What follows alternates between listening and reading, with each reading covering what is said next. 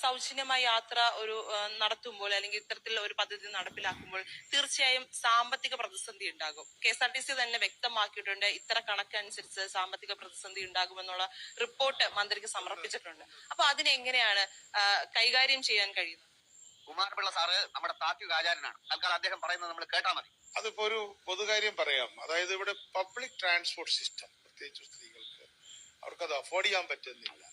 പ്രത്യേകിച്ചും നമ്മുടെ സാധാരണക്കാരികളായ സ്ത്രീകൾ തൊഴിലിടങ്ങളിലേക്ക് പോവുകയും ആശുപത്രികളിലേക്ക് പോവുകയും ഒക്കെ ചെയ്യുന്ന സ്ത്രീകളാണല്ലോ.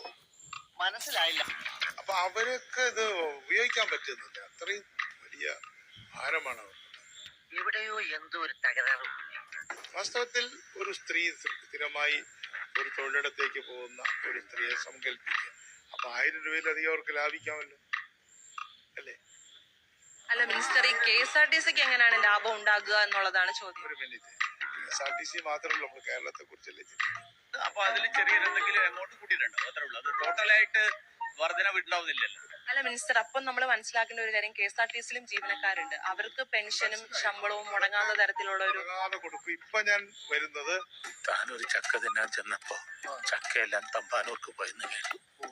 തമ്പാനൂർ ചെന്നപ്പോ മാവിലാണ് ചക്ക കായ്ക്കുന്നതെന്ന്. മാവിലെ ചക്ക തിന്നാൻ പാടുണ്ടോന്നറിയാൻ മാവിലാൽ ചെന്ന് കാരണവന്മാരോട് ചോദിച്ചപ്പോ അവര് പറഞ്ഞു, ഞങ്ങൾ ഈ നാട്ടുകാരല്ലെന്ന്. മാത്രമല്ല KSRTC എന്നുള്ള പേര് ഇതോടുകൂടി ഭയങ്കരമായിട്ട് പൊങ്ങിയിരിക്കുകയാണ്.